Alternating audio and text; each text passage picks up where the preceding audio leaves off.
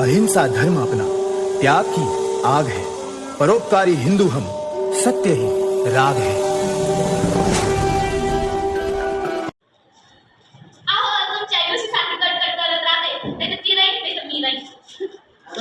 आई ये आई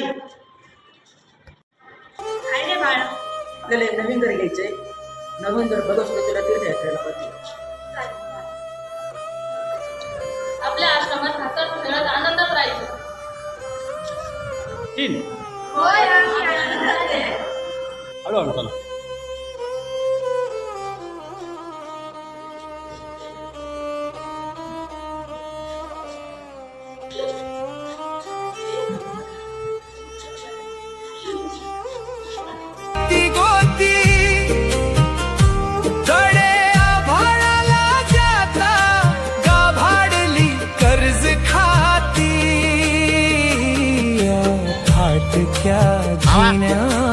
याला या दोघींना आपल्या आश्रमामध्ये प्रवेश द्या आणि त्यांची योग्य त्या ठिकाणी काळजी घ्यायची, समजलं? हा.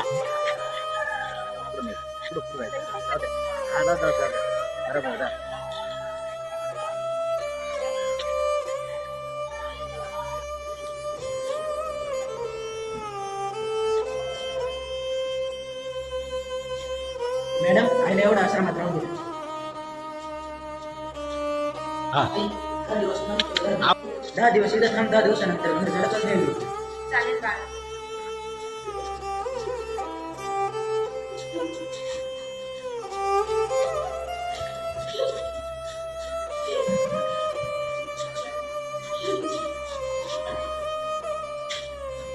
कट.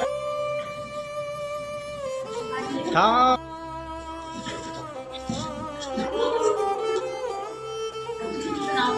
नाव काय? तनुजा. तुम्ही कोणत्या गावच्या? तुम्ही बाळा. आजी, तुम्ही किती दिवसासाठी आलात?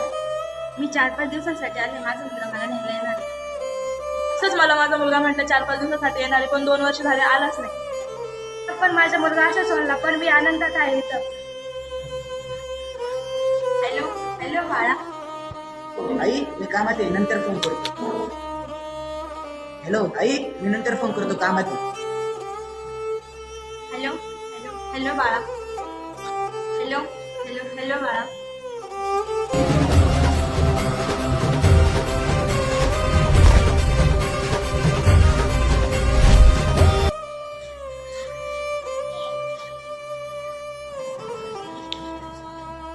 आजी, नाराज नको नका. हेच आपलं स्वर्ग आहे. हा. मुलांना तुम्हाला सहली यायचं ना, यायचं मज्जा करायची ना छान. मग काय करायचं, तुम्ही आज घरी गेल्यानंतर तुमच्या मम्मी पप्पांना विचारायचं की आम्हाला सहलीला जायचं आहे. त्यासाठी तुम्ही तुमच्या मम्मी पप्पाची परमिशन घ्यायची. विचारून येणार ना? कोण विचारणार? अरे बा, छान. बाबा, आम्हाला शाळेच्या सहलीला जायचंय. जा बाळा.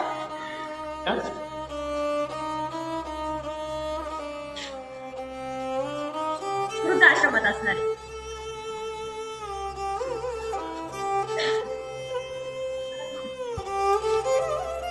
तुम्ही किती भाग्यवान आहे, तुमची आजी आजोबा तुमच्या जवळ आहे. चला देवी, तुम्हाला मी आश्रम फिरून आणते. चल.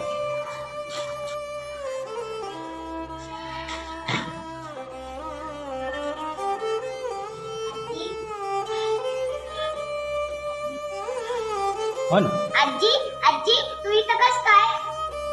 पप्पांनी मला इथे 3-4 दिवसासाठी सोडलं, पण 3 वर्ष झाले ते अजून आलेच नाही. तर तू आमच्या बरोबर घरी चाल. चल.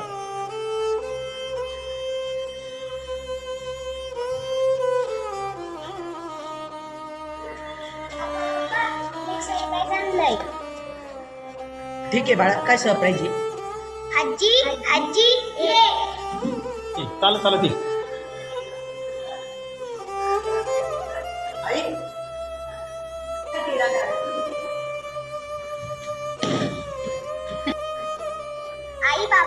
आई बाबाचे नुसते भांडण होतात. मी मामाला बोलते. मामा मामा.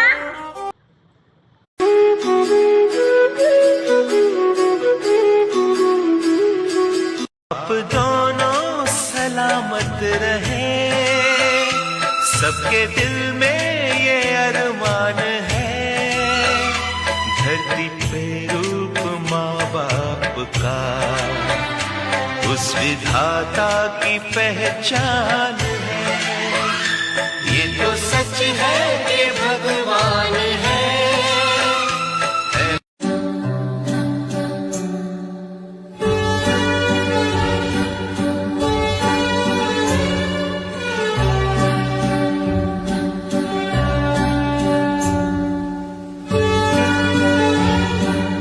गायांची ओवी आहे, उपजे ते नासे, नासे ते पुनरुपी दिसे, हे घटिका यंत्र जैसे परिभ्रमेगा. म्हणजे काय? आज 10:02 झाले आहेत, उद्या पुन्हा होणारच आहे.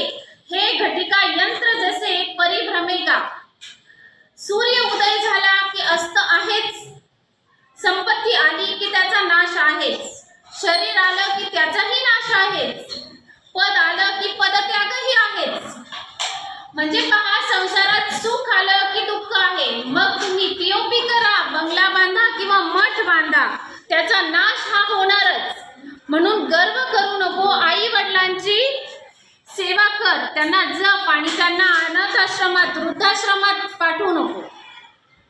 परिवर्तन त्या ठिकाणी घडून आणलं पाहिजे, कारण परिवर्तन हा अत्यंत महत्त्वाचा भाग आहे की ज्यामध्ये भजन, भोजन, पाणी, नदी, त्याचप्रमाणे पर्यावरण यांचं संतुलन त्या ठिकाणी आपण ठेवलं पाहिजे. आणि महत्त्वाचं म्हणजे आपले आई वडील त्यांची सेवा करणं हे आपलं आद्य कर्तव्य आहे, कारण आज ते आपलं पालन पोषण करतात.